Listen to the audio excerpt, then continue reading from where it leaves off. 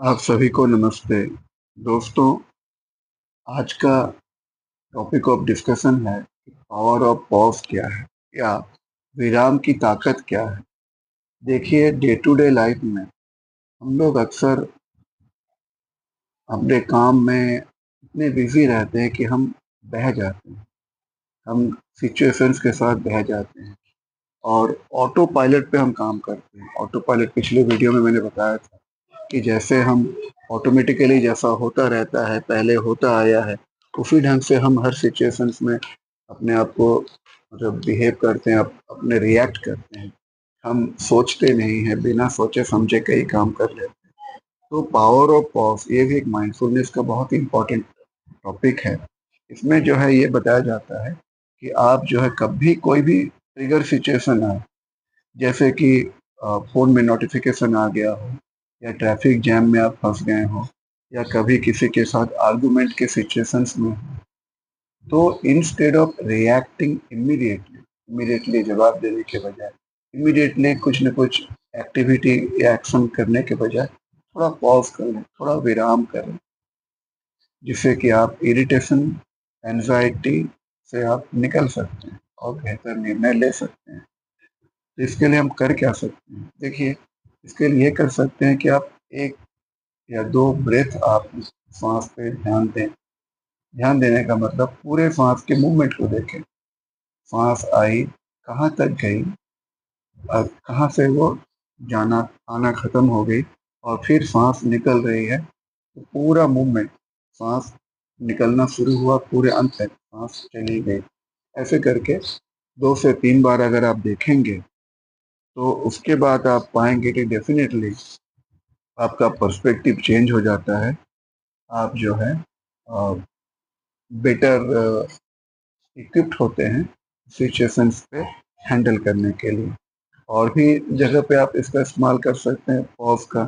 जैसे कि अगर आपको कोई ईमेल आया हो या कोई ऐप के नोटिफ़िकेशन मिले हों, तो उस दौरान उस ईमेल को खोलने से पहले, क्योंकि आपके अंदर एंग्ज़ायटी होती है, पता नहीं मेल में क्या पढ़ूँगा या फिर जो है वो ऐप में मैं क्या देखूँगा, ये कोई व्हाट्सएप चैट हो या कोई भी, किसी भी फ़ेसबुक में क्या मैं देखूँगा, कई बार उसके लिए हल्की सी स्ट्रेस होती है।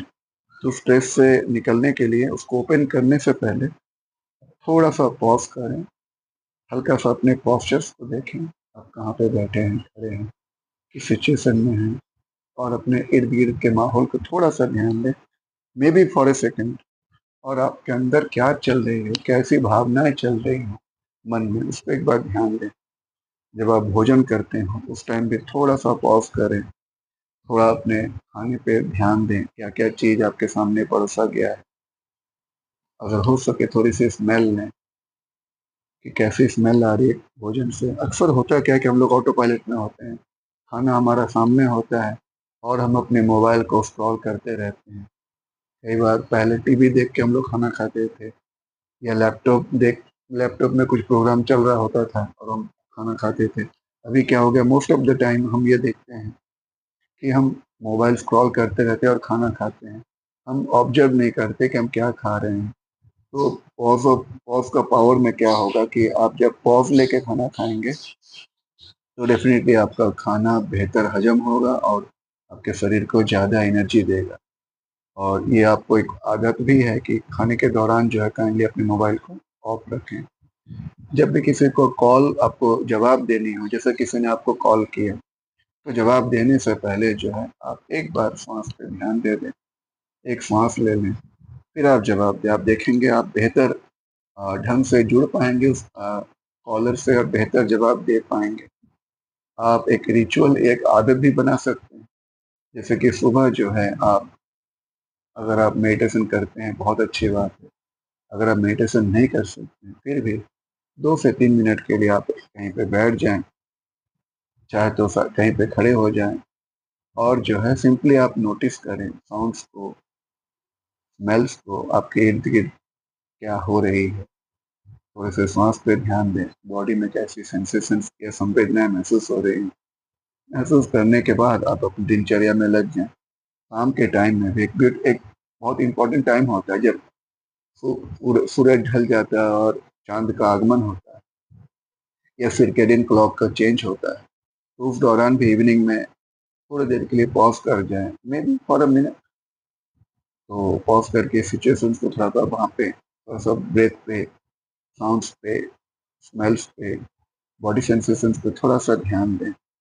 कभी भी आप बाइक चला रहे हो या कार चला रहे हो, तो रेड लाइट में थोड़ा-सा जब आप गाड़ी रोकते हैं, तो वहाँ पे थोड़ा-सा साँस पे ध्यान ले लें।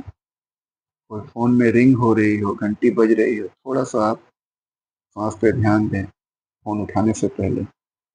जब आप कभी लाइन पे खड़े हों, किसी भी जगह पे दुकान में हो, ऑफ़िसेज़ में हो, तो थोड़ा-सा अपने पाँव के मूवमेंट्स को ध्यान दें, अपने फीट्स को थोड़ा-सा ध्यान दें। कैसे आपके पाँव धरती के टच है या चप्पल में जूते के अंदर कैसा महसूस हो रहा हो, कोई प्रेशर, कोई टिंगलिंग की महसूस ना हो रही हो।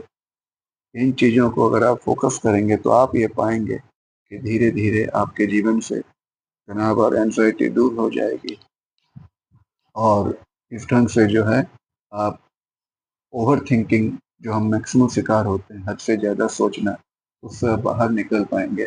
आप ये पाएँगे जैसे ही आपके जीवन से स्ट्रेस और ओवरथिंकिंग कमी होगी, तो आपकी निर्णय लेने की क्षमता बढ़ जाएगी। आपका भोजन में आप इंटरेस्ट लेंगे, खाना खाने में, आप बात करने में इंटरेस्ट लेंगे और आपके रिश्ते जो कि आपके अनवांटेड रिएक्शन के कारण कई बार खराब हो जाते हैं, तो आप जो है उससे आप बाहर निकल पाएँगे, आपके रिलेशनशिप इम्प्रूव हो जाएँगे। दोस्तों काइंडली याद रखें, मेरे चैनल पे दिए हुए टिप्स ये लाइफ चेंजिंग टिप्स हैं। इनको सिर्फ़ सुनने के लिए या समझने के लिए इस्तेमाल ना करें। काइंडली इसको इम्प्लीमेंट करें। अगर आप इसको थोड़े दिन इम्प्लीमेंट करेंगे, तो डेफ़िनिटली आप इन स्टेप्स का फ़ायदा उठा पाएँगे और अपने जीवन में क्वालिटेटिव चेंज ला पाएँगे। इसी के साथ मैं आज का टॉपिक यहीं समाप्त करता हूँ। आप सभी स्वस्थ रहें, हेल्दी रहें। आप सभी को नमस्ते।